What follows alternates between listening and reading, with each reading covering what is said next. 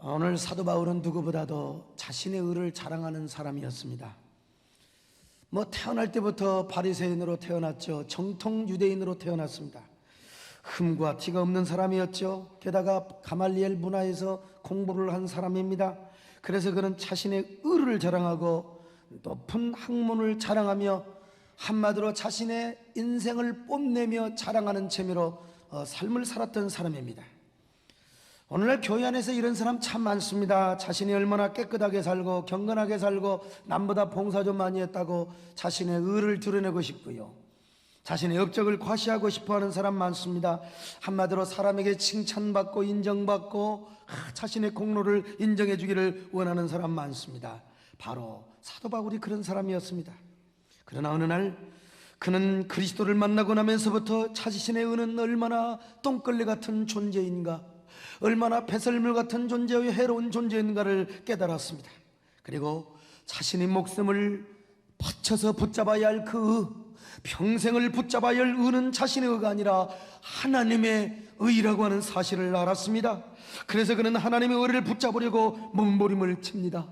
그 의를 표대로 삼고 주님을 목표로 삼고 주 예수 그리스도를 자신의 표대로 삼으며 달려가고 전진하고 뛰어가는 삶을 살았습니다. 그리고 오늘을 사는 모든 성도들에게 그것을 가르쳐주고 싶었습니다. 우리가 붙잡아야 할 것은 바로 하나님의 의라고 하는 사실을, 우리가 마음을 다하고 뜻을 다하고 성품을 다하여 붙잡아야 할 의는 하나님의 의라고 하는 사실을 오늘 본문이 가르쳐주고 있다는 것입니다. 그러면 사도 바울은 어떻게 하나님의 의를 붙잡았는가? 그 의를 붙잡으려고 얼마나 몸부림치며 눈물을 흘렸단 말인가? 첫째로, 먼저 바울은 자신의 의를 과감하게 버렸습니다. 그는 베냐민 지파 그 자손으로 태어남으로써 8일 만에 할례를 받은 정통파 유대인이었습니다. 이 사실을 그는 오늘 본문에서 말합니다. 히브리인 중에 히브리인이요 율법으로는 바리새인이요 율법의 의로는 흠과 티가 없는 사람이었다고 고백합니다. 그러니까 그는 정통 유대인이었습니다. 더구나 그는 가말리엘 문화생으로서 당시의 최고의 석학으로부터 공부를 한 사람이요, 오늘날로 말하면 박사학위에 적어도 6개, 7개, 8개 이상 받는 사람이라고 할 수 있어요. 거기에다가 그는 날 때부터 로마 시민권을 가지고 있었고요, 이것은 그야말로 바울의 자랑이고 명예고 그의 얼마나 소중한 재산이었는지 모릅니다. 그러니까 바울은 교만할 수밖에 없어요. 자랑할 수밖에 없었던 겁니다. 자신의 의로 가득 찬 마음으로 당시 그리스도인들을 바라볼 때 그들은 유치하고 치졸하게 짝이 없는 이단에 불과하였습니다. 그래서 그들을 핍박하고 죽이고 살기 등등하여 예수쟁이들을 두들겨 잡는 것을 자신의 최고의 사명이요 기쁨으로 생각을 했습니다. 살기와 교만이 가득한 마음으로 스데반을 죽였고 또한 성도들을 다 잡아 죽이려고 다메섹으로 갔던 것 아니겠습니까? 그런데 그는 다메섹으로 가던 중에 그 영광의 주님을 만났습니다. 그리고 그분의 의가 얼마나 영광스러운가, 그분의 의가 얼마나 고상하고 자신의 인생의 보화인가를 그는 깨닫게 되었습니다. 우리 주님의 의가 얼마나 황홀하고 찬란하게 빛나는지, 그분의 의가 얼마나 영광스러운지, 그리고 그분의 의 앞에서 자신의 의가 얼마나 초라한 것인지를 그는 알게 되었단 말입니다. 그것을 깨달은 순간 바울은 자신의 의를 버리는 연습부터 시작한 것입니다. 자신의 의를 비롯하여 자신의 상대가치와 자랑, 허영과 교만과 율법의 의, 이 모든 것을 버림으로부터 그는 시작하였습니다. 그것을 버려야 하나님의 의가 오기 때문입니다. 그것을 버려야 그는 하나님의 의를 붙잡는다고 확신했습니다. 그것을 버리는 데 있어서 여러분 그냥 버릴 수가 있습니까? 그래서 바울은 그 자신의 의를 해로운 것으로 여겼습니다. 배설물처럼 여겨버렸다 이 말이요. 그렇게 해서 자신의 의를 버린 겁니다. 여러분, 배설물이 무엇입니까? 사실 이게 오늘 성경을 배설물이라고 번역한 게 아니라 똥물이라고 번역해야 맞습니다. 배설물은 똥물을 말합니다. 여러분이 아무리 자신을 사랑한다 할지라도 변기통에 똥 싸놓고 속된 말로 내 똥 아까운 거, 내 똥 귀한 거, 이걸 버릴 수가 없는데 여러분 그 똥을 바라보며 변기통에 이거요, 그런 사람은 치매 걸린 사람이에요. 정신병자입니다. 여러분 이거 물 내려가면 안 돼. 이거 된장국 끓여야 돼. 오늘 점심 맛있게 드시길 바랍니다. 여러분, 배설물이라는 게 그런 거예요. 그러는 거예요. 배설물은 술 먹고 오바이트하는 음식이라도 할 수 있어요. 생각해보세요. 술 먹고 토한 것 아까운 사람이 있습니까? 똥물을 봉지에 담아 들고요, 이거 내 배설물, 내 똥물 오바이트한 건데, 그게 뭐냐? 미친 사람이라니까요. 미친 사람은 똥물 들고 다니면서 이거 매운탕인 거, 이거 된장국인 거. 정상인이라면 더러워서 당장 갖다 버리고 마는 겁니다. 아무리 여러분 송이버섯을 먹고 인삼 먹고 산삼을 먹었어도 오바이트한 거 여러분 핥아 먹을 수 있어요? 왜 저분들은 오바하는지 모르겠어요.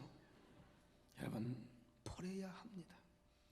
마찬가지로 우리 속에서 자꾸 교만하고 싶은 거, 자랑하고 싶은 거, 자신의 의를 내세우고 싶은 거, 여러분, 사도 바울은 똥물처럼 배설물처럼 해로운 것으로 버려버렸단 말입니다. 오히려 한시라도 가지고 있다가는 해로운 겁니다.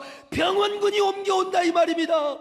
밥맛이 떨어진다 이 말이요. 그러니 빨리 갖다 점쟁이말 받더라 어수하고 버려버린다 이 말이에요.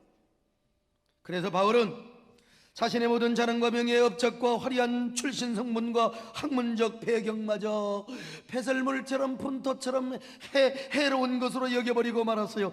그렇게 해야 자신의 의를 버릴 수가 있거든요. 여러분, 오늘날 교회 안에서요, 왜 문제가 생깁니까? 교회는 거룩하고 신령하고 교회는 경건한 곳인데 왜 그렇습니까? 버리지 못해서 그래요. 자신의 공명심, 자신의 자랑, 자신의 의, 이런 걸 내세우다 보니까 나는 의롭고 너는 잘못했고 자신을 비판하는 거요. 자신의 들보는 보지 못하고 남을 비판하면서 갈등이 생기고 문제가 생기는 것 아니겠습니까, 여러분?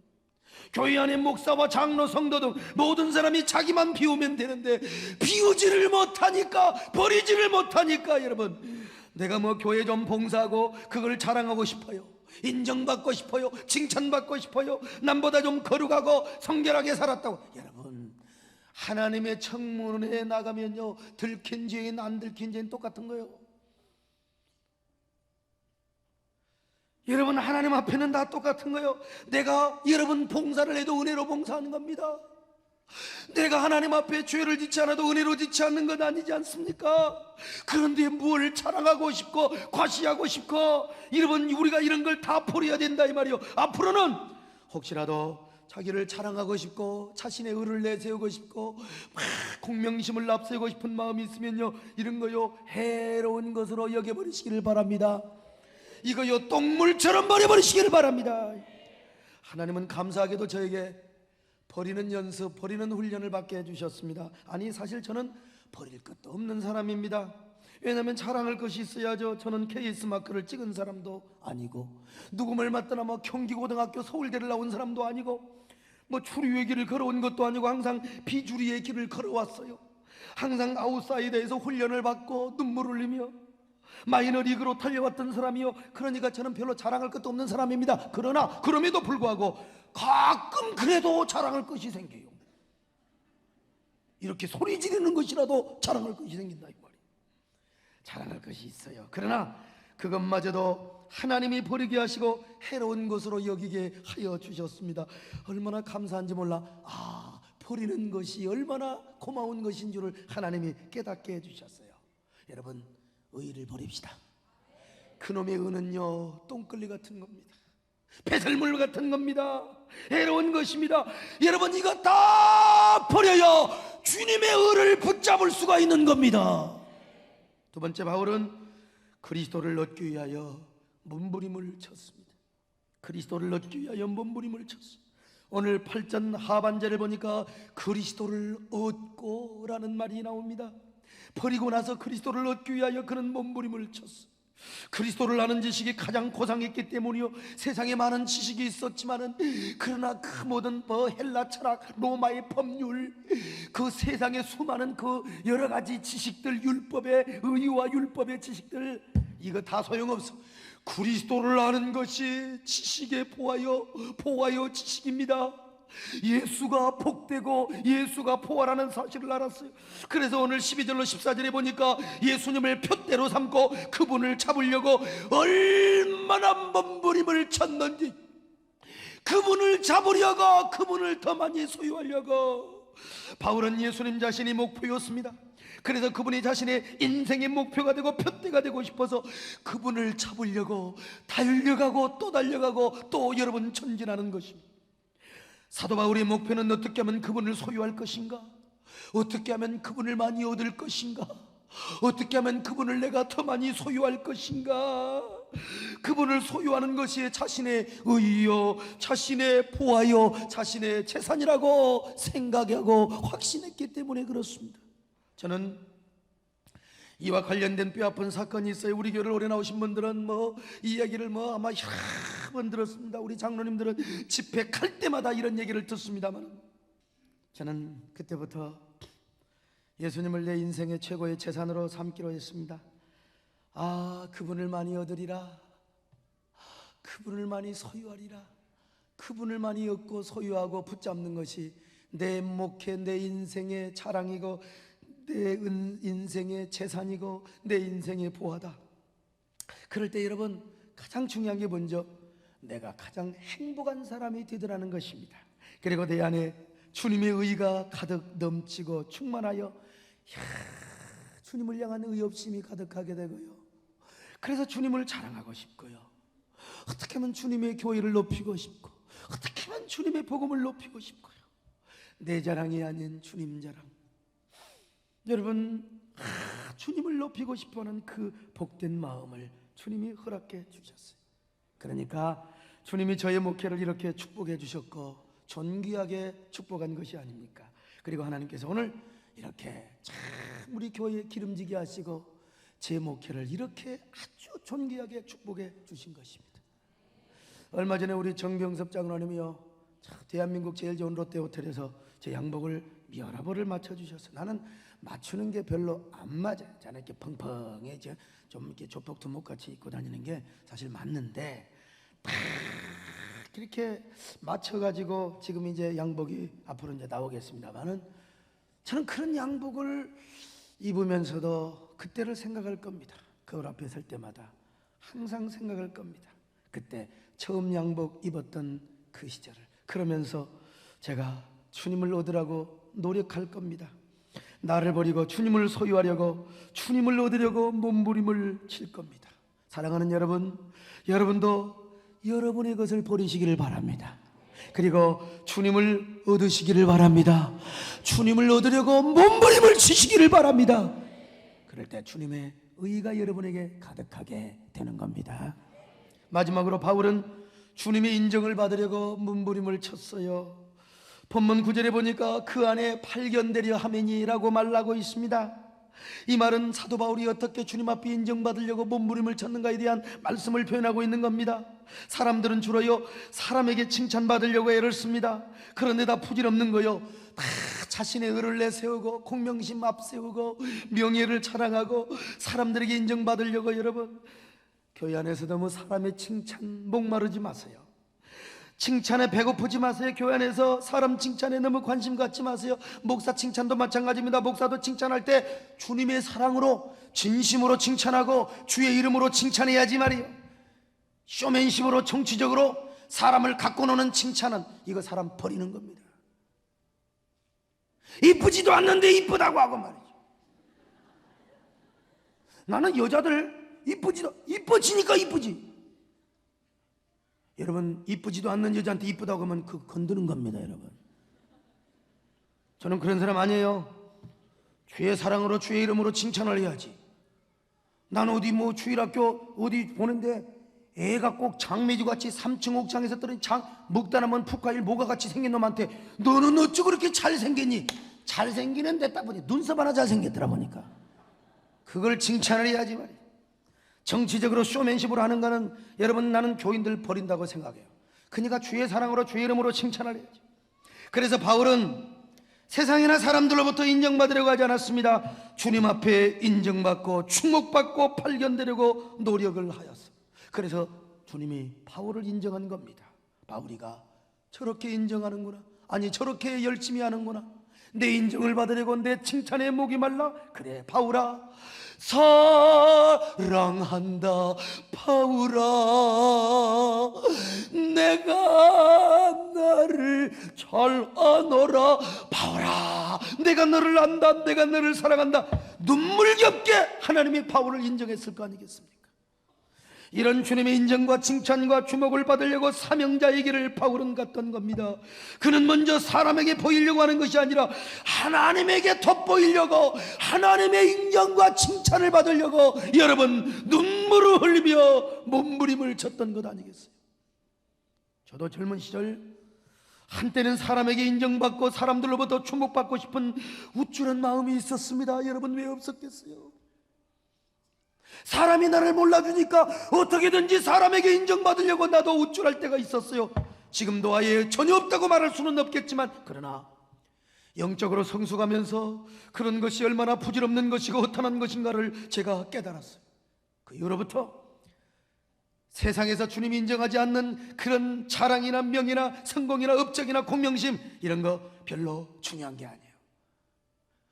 주님이 나를 어떻게 보시는가, 주님이 나를 얼마나 인정하시는가, 주님이 나를 진짜로 주목하고 계시는가, 여러분 이것이 중요한 것이 아니겠습니까?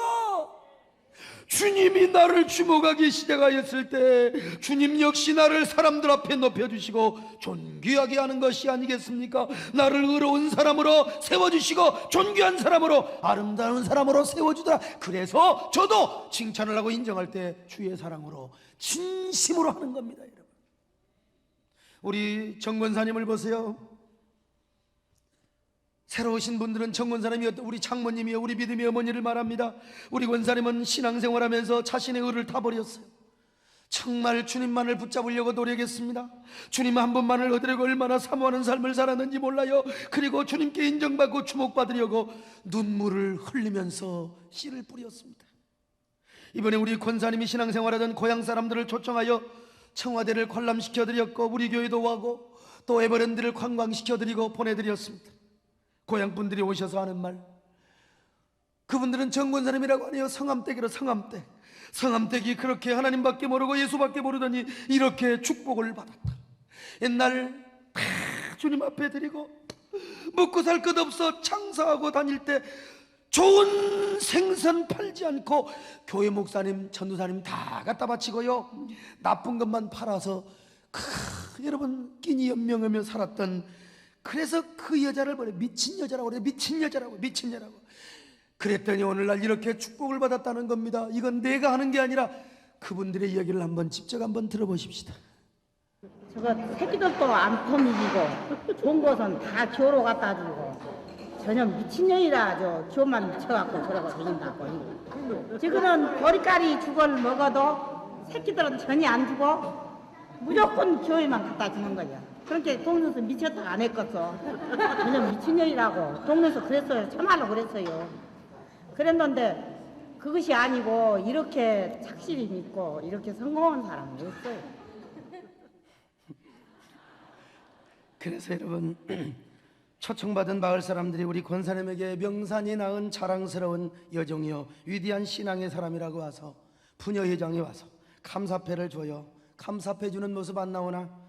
주님의 눈에 발견되고 주님이 인정해 주시니까요, 사람 앞에서도요, 참, 나는 안 줘도 되는데 참, 나한테까지. 우리 여러분 하나님께 인정받으십시다. 저는 지난주 경산시 연합집회를 하면서 고 백남조 장로님의 묘소를 다녀온 적이 있습니다. 고 백남조 장로님은 얼마나 훌륭한 사람인지 저는 이분이 누군 줄을 몰랐어요. 어느 날 총신대에서 보내주셨는지 아니면은 그분이 아드님이 보내준, 잘 몰라요. 비서실에서 잘 좀 정리를 해줘서 줘야 되는데 책이 한 권이 있길래 머리맡에 두다가 잠이 와나서 제가 그냥 하룻밤에 그 책을 다 읽었어요. 책을 읽으면서 참 목젖을 적시고 제 눈시울이 정말 뜨거워지고 눈물을 흘렸습니다. 그분은 경상북도 성주군 용안면 성산불악에서 태어났습니다. 저도 지리산 골짜기에서 태어난 사람이지만 나도 촌놈인데 그분은 더 촌놈이시더구만. 세상에 제가 가보니까요, 이야, 백남주 장로님 사진입니다. 저 어르신께서요. 옛날에 늑대나 호랑이가 살 정도로 까마득한 촌이여 동네 버스도 안 들어오는 그런 곳이었어요. 그런데 이분이 청소년 시절에 출가를 해서 부산에서 사업을 내가지고 큰 성공을 거둔 분인데, 이 장로님은요, 한국교회를 살리고 우리 합동교단을 살리고 그러기 위해서는 신학생들 주회종들을 잘 양육을 해야 되는데, 그러려면 신학교가 튼튼해야 된다. 그래서 서울 사당동에 있는 23,000평의 땅을 100% 본인이 사서 기증을 하신 분입니다. 신학교를 짓는데도 거의 많은 부분을 감당하셨습니다. 21년이나 재단 이사장을 하시면서 단 한 번도 자기를 위한 이권의 정치를 해보신 적이 없습니다. 항상 교단을 섬기고 신학교를 섬기며 주의 종들을 섬겼습니다. 신학교만 잘 섬긴 것이 아니라 자신이 섬기던 부전교회 땅도 본인이 거의 다 마련을 하였습니다. 그리고 예배당을 짓는데도 마찬가지입니다. 양지에 있는 22만 평의 땅도 장로님이 재단 이사장으로 있으면서 마련하신 땅입니다. 먼저 보이는 모습이죠. 총신대의 모습이고, 그리고 그 다음에 보이는 게 양지에 22만 평에 있는 저 양지 신학대학원의 모습이 아니겠습니까? 장로님은 이렇게 무리를 해서 사업을 하다 보니까 부도가 나서 경제범이 되어서 교도소까지 갇히는 신세가 되었지만, 그래도 그 안에서 고민하고 걱정하는 것이 교회 걱정, 신학교 걱정이었습니다. 참, 그는 자기가 태어난 불악에 교회를 개척하여 지어줬고 초등학교까지 지어서 참, 여러분, 주님의 명예를 빛내게 해드렸습니다. 그러면서도 자신을 높이거나 자랑은 안 하고 그저 오직 주님께 인정을 받으려고, 주님께만 상급을 받으려고 여러분 노력을 하였습니다. 그러면서 자기 자랑, 자기 업적, 자기 공명심은 하나도 안 내세우고 오직 주님만 높이고 하나님께 인정을 받으려고 눈물을 흘리며 기도하며 겸손을 달라고 하나님 앞에 기도를 하셨습니다. 저는 그 장로님의 책을 읽고 눈물을 흘리며 언젠가 내가 이분의 묘지라도 한번 찾아보고 싶다. 저는 그 후로 경상도 대구를 비롯해서 여러 집회를 갔는데, 제가 존경하는 목사님과 장로님들에게 그 장로님의 묘지를 내가 한번 가보고 싶다고 나를 안내해 줄 수 있느냐고 하자 전부 이렇게 대답을 하는 겁니다. 죽은 사람 묘에 왜 갈락하노? 이미 다 죽어버렸는데 죽은 사람의 묘지를 뭐 어떻게 찾아가느냐, 이 말입니다. 여러분, 별로 생각과 뜻이 통하지 않는 것 같아서 세상말로 쪽팔려서 가자소리 못했습니다. 그런데 이번에 경산 지역 연합 집회를 가서 회장 목사님에게 이런 얘기를 했더니 이분이 전화로 수소문을 다 해가지고 바로 그곳을 안내하여 주셨습니다. 대구에서 2시간 이상을 차를 타고 갔습니다. 꼴짝이 세상에, 나도 촌놈이지만 세상에 그렇게, 저는 그 장로님의 묘소에 가서 버릇없이 자란 쑥을 뽑아주면서, 나는 그분 한 번도 뵌 적이 없지만 하염없는 눈물이 쏟아지려고 합니다. 너무너무 감동이 되고, 이런 훌륭한 장로님이 우리 교단에 계셨을까. 저는 그때는 개혁적에 있었습니다만, 그 정도의 교권을 가지신 분이라면 교단을 좌지우지 교권을 잡고 칼자루를 휘두를 수 있었을 텐데, 그저 주님만을 높이고 그저 주님께 인정받으려고 몸부림을 치셨던 그 장로님, 살아생전 한 번도 뵙지 못했지만 너무나 감동이 되어서 마음이 울먹거렸습니다. 저는 총신대를 나온 사람이 아닙니다. 거기 신대원을 나온 사람도 아닙니다. 자, 앞으로 거기에 또 학교 갈 겁니다.